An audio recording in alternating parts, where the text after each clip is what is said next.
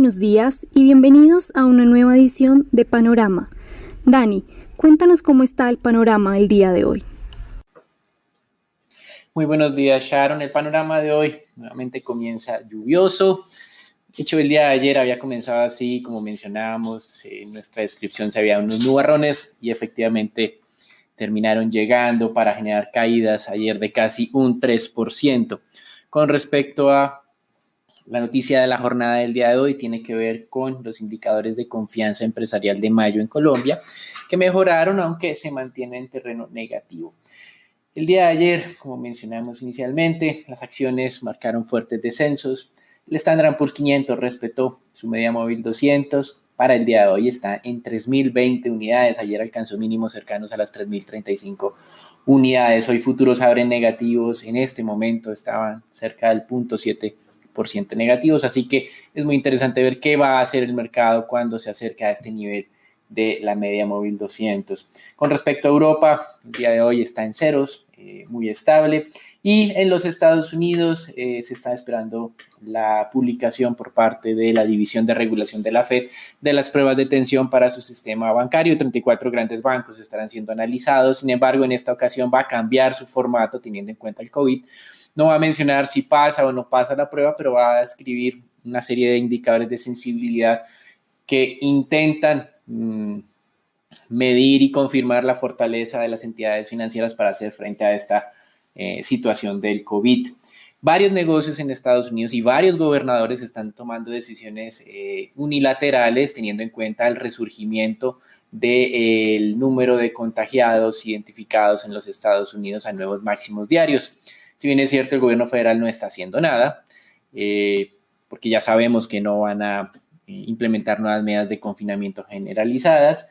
Sí, hemos visto algunos anuncios en Nueva York, por ejemplo, de solicitar cuarentena a personas que provengan de esos estados del sur con tasas de contagio altas en este momento, o incluso Apple ha vuelto a anunciar nuevos cierres de varias de sus tiendas. El día de ayer mencionábamos que una de las noticias interesantes era la revisión de los pronósticos de contracción del Fondo Monetario Internacional. Alcanzamos a mencionar algo en nuestro podcast con una contracción para este año calculada del 4.9% y una recuperación para el próximo año del 5.4%. Ambos indicadores fueron revisados a la baja, sobre todo el del año 2020. Las razones son, número uno, un mayor impacto inicial de la pandemia y número dos, una menor velocidad de recuperación. Recuerden que esta semana el CEO de Blackstone mencionaba que esperaba recuperación en V, es decir, una rápida recuperación. Creo que hace parte de la minoría dentro de presidentes de compañías y analistas, aunque, como hemos mencionado, los precios de las acciones en el mercado de los Estados Unidos suponen ese tipo de patrón de recuperación. También el Fondo Monetario Internacional considera que las reglas necesarias y que han sido persistentes de distanciamiento social y el impacto que se va a tener más adelante en términos de productividad para que las empresas obviamente mejoren sus niveles de seguridad e higiene afectarán entonces la dinámica económica en términos de recuperación. Una parte especial de este reporte del Fondo Monetario Internacional para América Latina, lastimosamente, solo para hablar negativamente, pues la contracción de la región será la más grande en el mundo, con contracciones de hasta un 10% muy cercanos a esos niveles. Por ejemplo, hablaba de Brasil, México y Argentina. Y una recuperación muy lenta para el año 2021 de apenas un 3.7%. El comercio mundial también sufrirá. La contracción de este año será de casi el 12%. El próximo año no se recuperará completamente, solo un 8%. Así que hay varios indicadores que sugieren, de acuerdo al Fondo Monetario Internacional, que solo hasta el año 2022 eventualmente el mundo retornará al nivel de crecimiento o nivel económico que se tenía a cierre del 2019. En noticias aparte, un poco más positivas, el CEO de Moderna, una de las compañías que más avanzado tiene el proceso de desarrollo de la vacuna, anunció que los resultados de sus pruebas clínicas se tendrían para el mes más o menos octubre, es decir, otoño de este año, y que esperaba una autorización ya oficial para suministrarlo públicamente, eventualmente finales de este año, comienzos del próximo año. Este sería un récord histórico en la creación y desarrollo, más bien, de una vacuna aplicada a los humanos, pues normalmente estos procesos tardaban hasta 10 años En los casos exitosos, más del 90% de las vacunas que se han intentado desarrollar en el mundo han fracasado, así que esto sería un hito muy importante, pero de todas maneras falta mucho tiempo para ese momento. Por eso algunos han empezado a mencionar que hay que acostumbrarnos a este tema del COVID, a pues vivir con esto y pues tratar de superar el fase o el difícil situación económica en la que estamos. En divisas, el dólar recuperó terreno el día de ayer frente a las monedas reserva. El DXY, ese índice que mide el valor del dólar frente a estas, está recuperando los mismos niveles de la semana pasada, 97.5 unidades, mientras que las monedas de América Latina están cerca de cambiar su tendencia de fortalecimiento hacia nuevamente debilidad. El indicador LASI que calcula JP Morgan está en niveles del 42.3, que es el más bajo desde mediados de mayo de este año. En materias primas, finalmente Brent descendió de los $40, no tanto por lo que mencionamos ayer al comienzo de jornada, las tensiones comerciales entre Estados Unidos y Europa, sino por esa preocupación que estamos viendo en la dificultad para la contención de la pandemia en algunas regiones, sobre todo de los Estados Unidos. Así que esto es lo que está primando. No tuvo tanto que ver el incremento por tercera semana consecutiva de los inventarios en los Estados Unidos. Los analistas ya lo habían anticipado sobradamente, aumentaron 1.44 millones de barriles. En renta fija finalmente se sintió la atención de los inversionistas, las tasas de tesoros a 10 años descendieron 6 puntos básicos del 0.72 al 0.66 el día de hoy.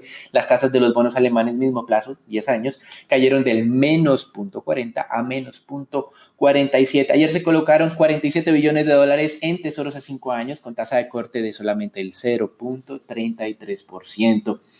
Y hoy se va a conocer la revisión de contracción calculada para el primer trimestre en los Estados Unidos. No hubo ningún cambio, se mantuvo en menos 5%. El consumo de los hogares se contrajo el 6.8%. Y recuerden que el segundo trimestre va a ser aún peor, aunque estos indicadores son anualizados, no hay que extrapolar esta dinámica para el resto del año. Y las nuevas solicitudes de subsidios al desempleo no están descendiendo tan rápido como el mercado lo está anticipando por segunda semana consecutiva. Se mantuvieron muy cerca de los 1.40, 1.5 millones de solicitudes. El mercado esperaba algo cercano a lo 1.2.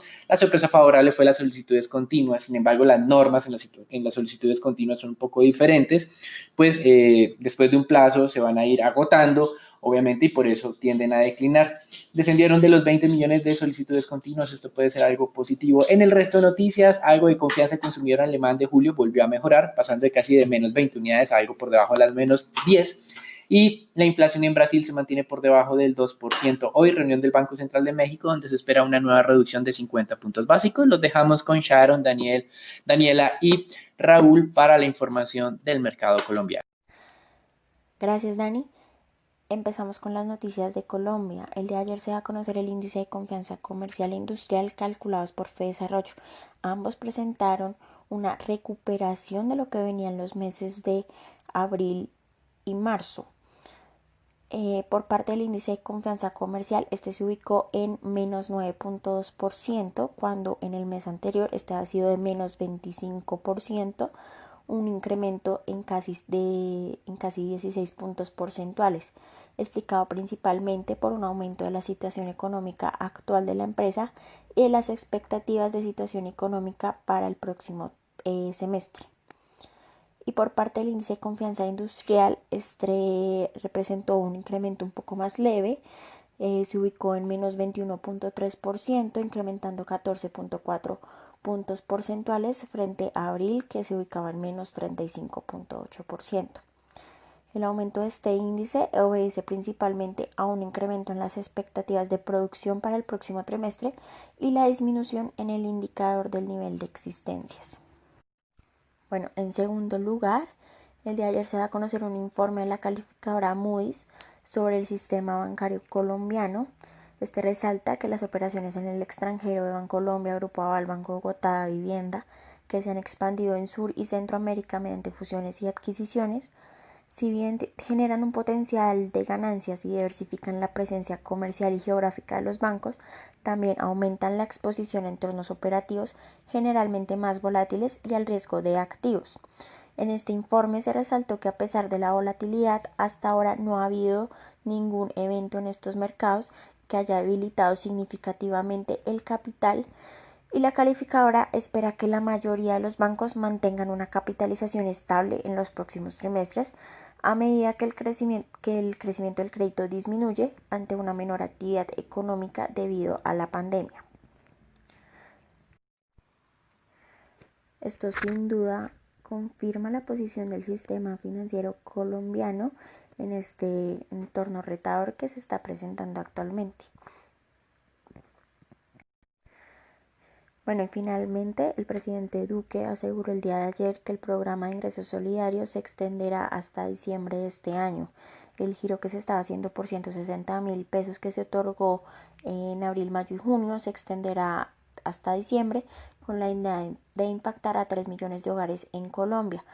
Luis Fernando Mejía, el director de FEDesarrollo, aseguró que esto implicaría un costo fiscal adicional de 2.9 billones de pesos que se podría cubrir con los fondos que ya son apropiados del Fondo de Mitigación de Emergencias, el FOME. Esto sería todo por las noticias de Colombia. Raúl, ¿qué nos cuenta sobre el mercado accionario? Muchas gracias, Dani. En cuanto a acciones, el Colcap pierde valor por segunda jornada consecutiva, impactándose principalmente por este retorno a la versión a riesgo de un nuevo rebrote por COVID. Sin embargo, se negociaron bajo volúmenes de negociación, tan solo 75.000 millones de pesos, donde la acción más negociada fue Preferencial Bancolombia con 25.000 millones, la más valorizada fue ETB con un 3% y la más desvalorizada fue Aval Ordinaria con un 5,2%. Consideramos que la probabilidad de ver nuevos mínimos en el mercado colombiano es baja, principalmente este comportamiento de los volúmenes a la baja da como tal señales de que el mercado no está tan pesimista, que lo peor ya podría haber pasado y la mayor parte del flujo vendedor que fue extranjero en lo que fue marzo y abril ya habría salido del país. Consideramos que esto es un factor bastante importante, ya que la medida que retorne la versión a riesgo, si los volúmenes se mantienen relativamente bajos, quiere decir que el mercado está un poco más comprador. El día de hoy el índice colombiano podría mantener ese débil comportamiento, donde el siguiente nivel a monitorear serían los 1.100 puntos en el Colcap. Ante la coyuntura retadora, Avianca propone a sus empleados alargar la licencia no remunerada entre 6 meses a un año. De igual forma, terminará un gran número de contratos a término fijo, como tal son medidas que se ve forzado a tomar la aerolínea colombiana ante la coyuntura retadora por COVID. Cabe recordar que se esperaría que retomen operaciones parciales a partir del mes de septiembre. Por el lado de acciones, Ecopetrol pierde valor ante los fuertes retrocesos de los precios del crudo. Sin embargo, esto es en menor proporción. Para que se hagan una idea, el crudo retrocedió un poco más del 6%, Ecopetrol cerca al 3%. Como tal, el mercado ha mostrado un apetito interesante de compra sobre estos precios sobre la petrolera colombiana, aunque se podrían observar niveles por debajo de los 2.000 pesos el día de hoy, en caso de que se confirme la el crudo en referencia a Brent confirme la ruptura de los $40 por barril, lo cual estaría sucediendo actualmente. Y por otra parte, ETB gana valor y saca ventaja en la carrera para reemplazar a Bianca en el índice Colcap. Cabe recordar que eso es el próximo mes y que en la medida que no pase nada extraordinario, lo más probable es que esto sea un hecho. Como tal se oficialice su retorno al índice colombiano, lo cual podría generar relevantes valorizaciones. Cabe recordar que desde el punto de vista fundamental, ETB tiene un potencial relevante, ya que venía altamente descontado luego valga la redundancia, su salida del Colcap. Bueno, Dani, cuéntanos cómo amanece hablar el día de hoy. Muchas gracias, Raúl. En dólar, pues el día de ayer se negociaron 920 millones de dólares en el mercado spot colombiano. El cierre fue de 3.729. Recuerden que nuestra primera resistencia estaba en 3.725, el soporte en 3.700, el primero de ellos.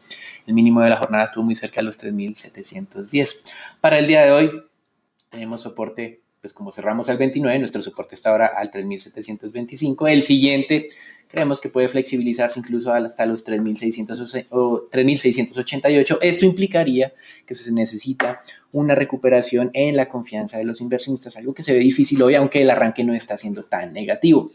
En resistencias, el siguiente nivel, después del cierre de ayer de 3.729, sería el 3.760, el mismo que teníamos también para la jornada de ayer. El siguiente hacia el alza, muy cerca de los 800, 3.795. Eso es todo por el día de hoy. Los dejamos con Sharon para que nos cuente qué está ocurriendo en el mercado de renta fija local. Gracias, Dani. En medio de ese panorama lluvioso experimentado el día de ayer, generando mayor aversión al riesgo, la curva TES tasa fija se desvalorizó 5 básicos, mientras que la curva TES VR se valorizó 3 básicos. En este sentido, los test del 24 no presentaron variaciones, cerrando en 3.88, y por su lado los test del 28 se desvalorizaron 4.5 puntos básicos, cerrando en 5.78%. En deuda corporativa, poco movimiento en las negociaciones, pero con muy bajos volúmenes.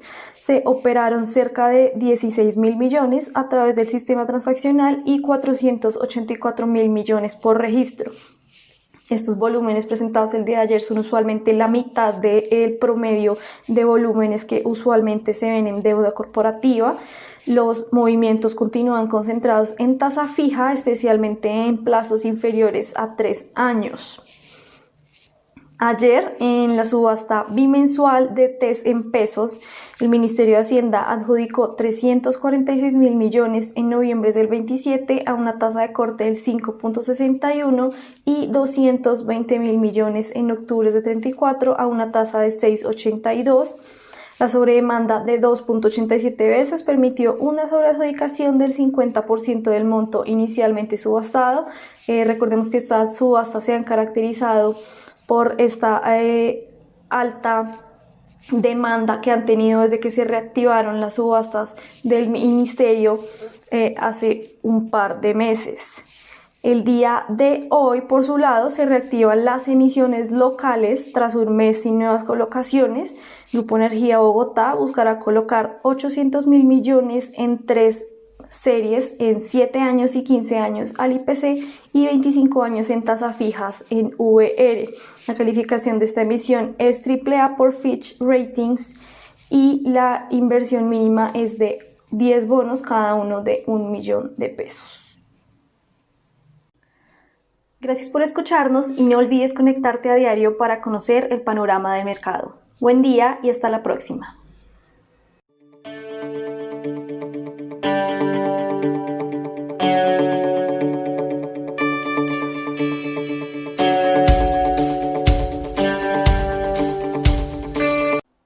El contenido de la presente comunicación o mensaje no constituye una recomendación profesional para realizar inversiones en los términos del artículo 240.11.2 del decreto 2555/2010 o las normas que lo modifiquen, sustituyan o complementan.